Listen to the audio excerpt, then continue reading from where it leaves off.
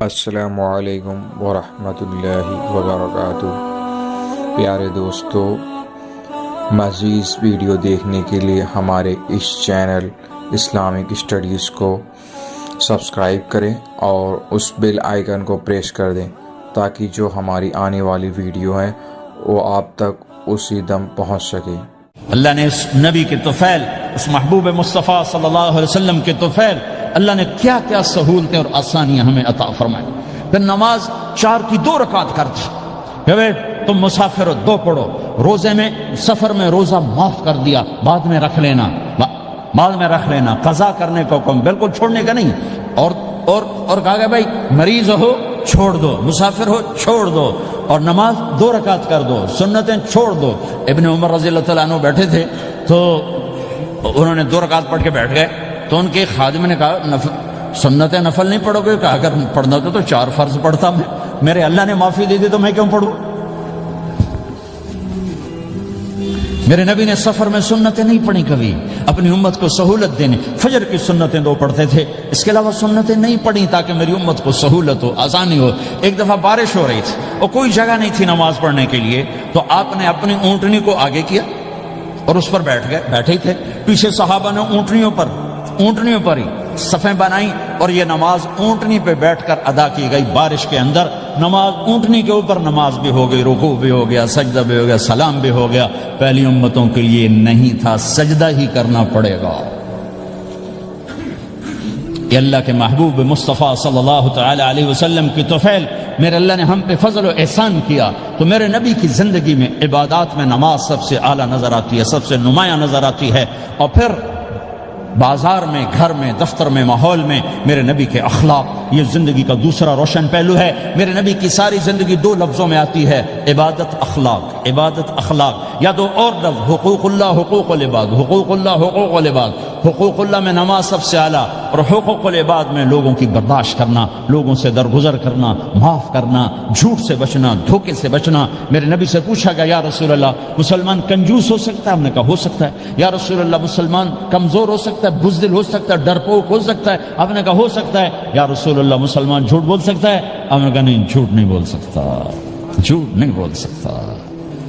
ہاں، الا لعنت اللہ علی الکاذبین، جھوٹوں پہ اللہ کی لعنت۔ اس لعنت کے ساتھ 400 پاؤنڈ بچا لیے، 4000 بچا لیے، 4 ملین بچا لیے، 4 بلین بچا لیے، 4 ٹریلین بچا لیے، ساری دنیا کو بچا لیا، اور اوپر اللہ کی لعنت پڑی تو اللہ کی قسم گھاٹے کا سودا ہے۔ اور سچے ہو گئے، سچ بولا، یہ میں 100 پاؤنڈ کماتا ہوں، لے لو جو لینا ہے اس میں سے، یہ میں 1000 پاؤنڈ کماتا ہوں، لے لو جو لینا ہے، یہ میں 50,000 پاؤنڈ کماتا ہوں، لے لو جو لینا ہے۔ کہ مسلمان کی زبان سے جھوٹ نہیں نکلتا، سچ ہی بولتا ہے۔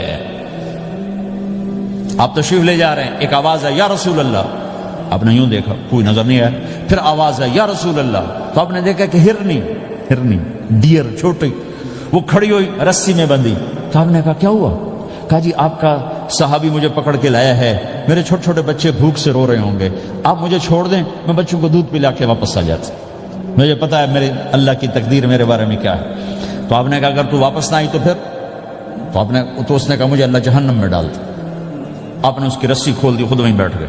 اس نے دوڑ لگائی اور پہاڑوں میں گم ہو گئی۔ تھوڑی دیر کے بعد وہ دوڑتی ہوئی آئی اور آ کے سر یا رسول اللہ میں حاضر ہو جاؤں، تو آپ نے اس کو باندھ کے وہیں آپ بیٹھ گئے نہیں۔ دیر کے بعد وہ صحابی آئے جنہوں نے اس کو شکار کیا تھا، پکڑا تھا، تو کہنے لگے، ان کا یا رسول اللہ آپ یہاں کیسے؟ کہ میں ایک درخواست لے کر آیا ہوں۔ کہ کیا؟ کہ یہ ہرنی مجھے ہدیہ کر دو۔ کہ یا رسول اللہ سب کچھ آپ کا ہے، کہ بس یہ ہدیہ کر دو۔ کہ یا رسول اللہ حاضر۔ تو آپ نے اس کو لے کر رسی اس کی گردن سے نکالی کہ جا بچی اپنے بچوں کے پاس جا کے خوشی منا، سچ نجات دیتا ہے اور جھوٹ ہلاک کرتا ہے۔ ایک ہرنی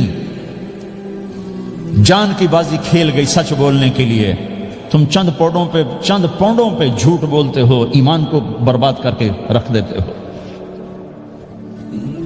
مسلمان جھوٹ نہیں بولتا، مسلمان دھوکہ نہیں دیتا، مسلمان کی زبان سے سخت بول نہیں نکلتا، کسی کو بے عزت نہیں کرتا، کسی کو کی بے اکرامی نہیں کرتا، کسی کا دل نہیں توڑتا، کسی کو ذلیل نہیں کرتا، خود سہتا ہے، اوروں کو خوشیاں دیتا ہے، خود دکھ سہتا ہے، اوروں کو راحت دیتا ہے، خود تکلیف سہتا ہے. یہ میرے نبی کے اخلاق ہیں، یہ میرے نبی کی زندگی ہے، اور یہ اسلام کا سب سے بڑا چیپٹر ہے اور سب سے مشکل چیپٹر ہے. جب میرے نبی نے لمبی نمازیں پڑھی تو اللہ نے روک دیا کہ میرے حبیب ما انزلنا علیک القرآن لتشقى، اتنی لمبی نماز نہ پڑھ کے تو تھک جائے. میرے نبی نے تبلیغ میں زور دکھایا تو اللہ نے روک دیا فلتذهب نفسك علیہم حسرات. میرے نبی اتنا غم نہ کر کے آپ خود ہی آہیں بھرتے بھرتے آپ مر جائیں. میرے نبی نے مال سارا خرچ کیا، اللہ نے اس سے بھی روک دیا ولا تبسطها كل البسط فتقعد ملوما محسورا. اتنا خرچ نہ کریں کہ آپ خود پھر دکھی ہو کے بیٹھ جائیں. خرچ کرنا بہت بڑا عمل. تبلیغ سب سے سارے عملوں کا سردار عمل. تبلیغ سے بڑا کوئی کام ہوتا تو اللہ نبیوں کو دیتا. اگر تبلیغ سے بڑھ کر کوئی کام ہوتا تو اللہ نبیوں کو دیتا. گشت سے بڑھ کر کوئی محنت ہوتی تو اللہ نبیوں کو دیتا.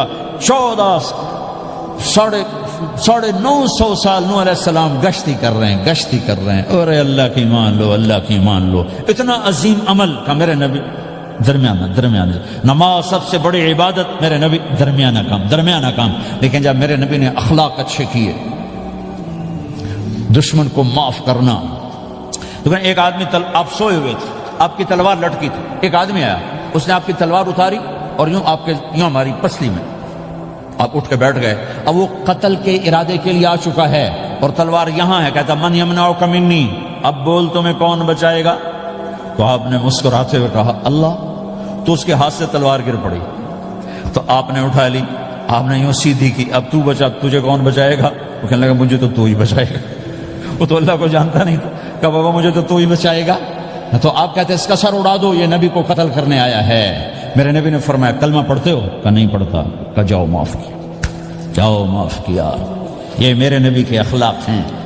20 سال جنہوں نے قتل کے منصوبے بنائے، مکہ والے. جب آپ مکہ میں فاتحانہ داخل ہوئے، ابو سفیان سب سے زیادہ آپ کو دکھ پہنچانے والوں میں پیش تو آپ نے ابو سفیان کو عزت دی. جو ابو سفیان کے گھر میں داخل ہوگا اس کو کچھ نہیں کہا جائے گا. آپ تو ابو سفیان کو بلا کے سولی پہ لٹکاتے، اور آپ کہہ رہے ہیں جو ابو سفیان کے گھر میں جائے گا اسے کچھ نہیں کہا جائے گا، جو بیت اللہ میں ہوگا اسے کچھ نہیں کہا جائے گا. سارا مکہ سامنے، آپ یوں بیت اللہ کا دروازے پر یوں دونوں ہاتھ ایسے ٹکا کے کھڑے تھے. پھر آپ نے کہا میں کیا کروں گا اب تمہارے ساتھ؟ تو سہیل بن عمر نے کہا آپ کریم ہیں، کریم کے بیٹے ہیں. تو آپ نے کہا جاؤ میں نے معاف کیا. یہ اخلاق آج مٹ چکے ہیں. مردوں سے، عورتوں سے، علم والوں سے، خانقاہ والوں سے، تبلیغ والوں سے، سب زیرو ہوئے پڑے ہیں. جب تک یہ اخلاق زندہ نہیں ہوتے اسلامی زندگی قائم نہیں ہو سکتی، اسلامی معاشرت قائم نہیں ہو سکتی. اور دین دو چیزوں سے آگے پھیلتا ہے، ایک دعوت اور ایک اخلاق. دعوت اور اخلاق. دعوت نہیں ہوگی تو اخلاق وہیں پڑے رہ جائیں گے. اخلاق نہیں ہوں گے تو دعوت کوئی قبول نہیں کرے. میرے نبی نے کتنے معجزے دکھائے مکے میں، نہیں کلمہ پڑھا. بدر میں ان کے 70 مارے گئے، فرشتوں کو دیکھا، جبریل کے گھوڑے کی آواز سنی، کلمہ نہیں پڑھا. خندق میں شکست ہوئی، کلمہ نہیں پڑھا. پانی نکلتے دیکھا انگلیوں سے، کلمہ نہیں پڑھا. ایک بکرے کا ایک بازو پکایا، ایک بازو بکرے کا، ایک اگلا جو بازو ہوتا، اور 40 آدمیوں نے کھانا کھایا اور ایک بوٹی کم نہیں ہوئی. کلمہ نہیں پڑھا. لیکن جب میرے نبی نے کہا جاؤ معاف کیا تو سارے ہی کلمہ پڑھ گئے کہ واقعہ یہ اخلاق نبی کے ہو سکتے. حنین کی جنگ میں جب بھاگے لوگ، شکست ہوئی، تو ایک صحابی کا بھاگتے ہوئے پاؤں ہمارے نبی کا پاؤں پر آیا. اور جوتا سخت تھا تو آپ نے کہا اوجعتنی، اور آپ کے ہاتھ میں چھڑی تھی، آپ نے اس کو یوں ماری تو اوجعتنی. ارے تو نے مجھے کتنا زیادہ درد پہنچایا، دکھ پہنچایا.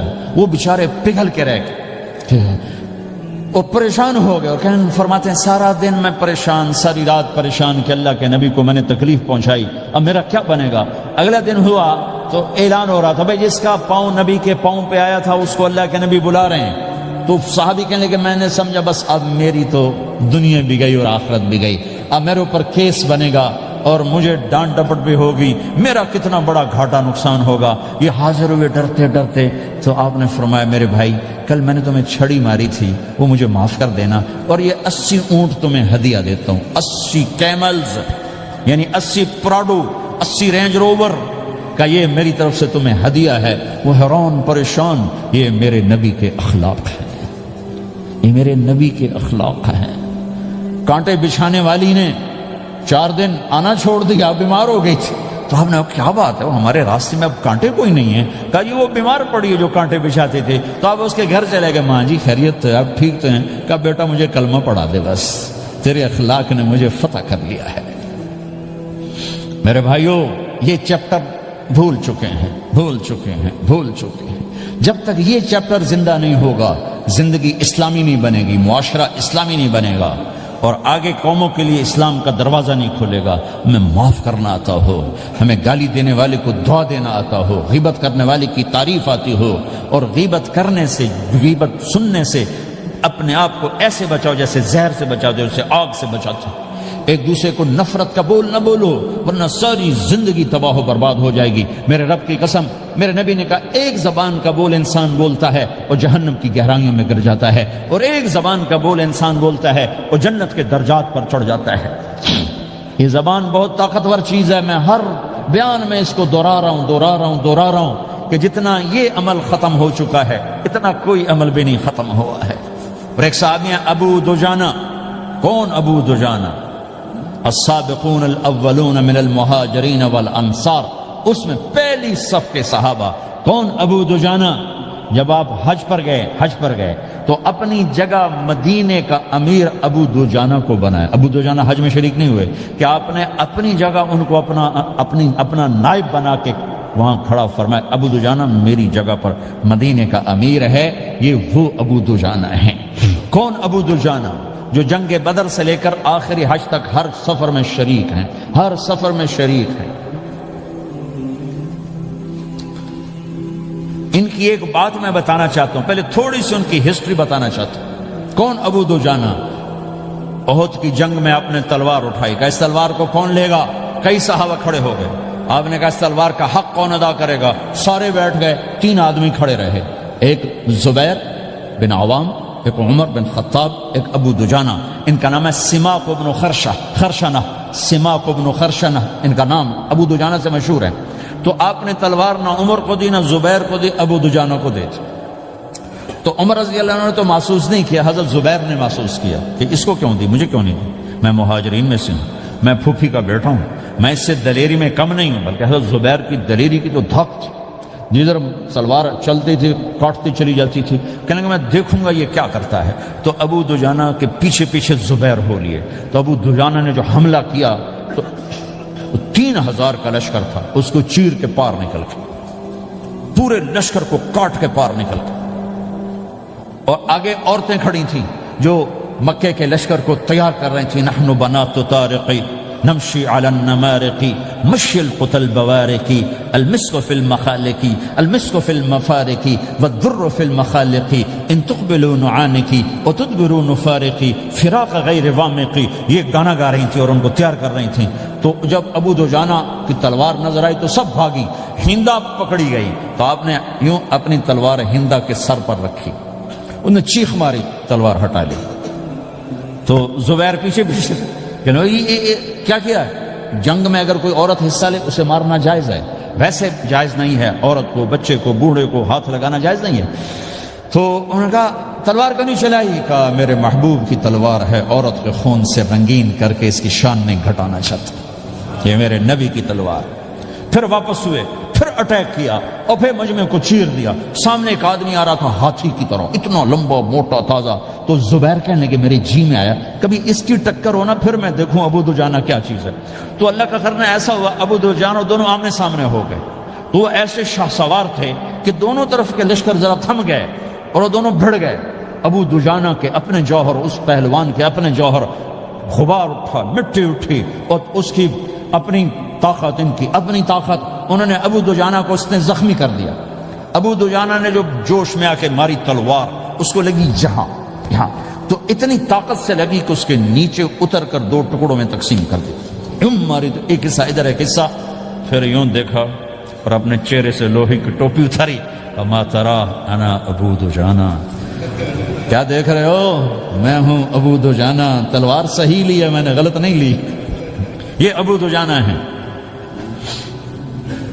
اور جب شکست ہو گئی احد کی جنگ میں، اور پھر 10-12 آدمی نے آپ کو گھیرے میں لیا ہوا تھا، ان میں ایک ابو بکر تھے، عمر تھے، علی تھے، طلحہ تھے، زبیر تھے، سعد بن ابی وقاص تھے، اور سہل بن حنیف تھے، عبادہ قتادہ بن نعمان تھے، اور ابو دجانہ تھے رضی اللہ تعالی عنہم، ان میں سے ایک ابو دجانہ بھی تھے، اور یمامہ کی جنگ میں ابو دجانہ شہید ہوئے، یمامہ کی جنگ میں شہید ہوئے۔ یہ ابو دجانہ کی تھوڑی سی سیرت آپ کے سامنے آئی ہے۔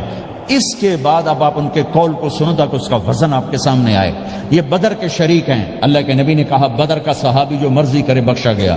یہ صلح حدیبیہ کے شریک ہیں، اللہ نے قرآن میں کہا لقد رضی اللہ، میں ان سے راضی ہو گیا۔ یہ صحابی ہیں، اللہ نے کہا کلا وعد اللہ الحسنی، اے میرا نبی تیرے ہر صحابی کے لیے جنت کا وعدہ ہے۔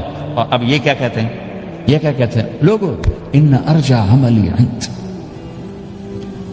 لوگو میرے پاس، ابو دجانہ میرے پاس بخشش کا سب سے بڑا عمل جانتے ہو کیا ہے؟ بدر نہیں، احد نہیں، حدیبیہ نہیں، خندق نہیں، خیبر نہیں، فتح مکہ نہیں، آخری حج نہیں۔ کیا ہے؟ کیا ہے لوگو؟ ان ارجع عملی عندی، میرے پاس آخرت میں بخشش کا سب سے بڑا عمل بس ایک ہے کہ ما آذیت احدا بلسانی، میں نے اپنی زبان سے کبھی کسی کو دکھ نہیں پہنچایا۔ ولا اجد فی قلبی غلا لاحد، اور میرے دل میں کسی کے لیے بغض کوئی نہیں ہے، بس یہ میری بخشش کا عمل ہے۔ تو بھائیو، نبی کے اخلاق میں دو چیزیں لے لو، ایک زبان سے کسی کو دکھ نہ دو، ایک دل میں کسی کا بغض نہ رکھو۔ اللہ کی قسم بغیر حساب کتاب کے جنت میں جاؤ گے۔ بڑے بڑے جنید بغدادی اور بڑے بڑے معرفت والے تمہیں دیکھتے رہ جائیں گے، تمہاری رفتار اتنی تیز ہوگی کہ تمہیں وہی پکڑ سکے گا جس کا یہ دو عمل تم سے زیادہ اچھا ہوگا۔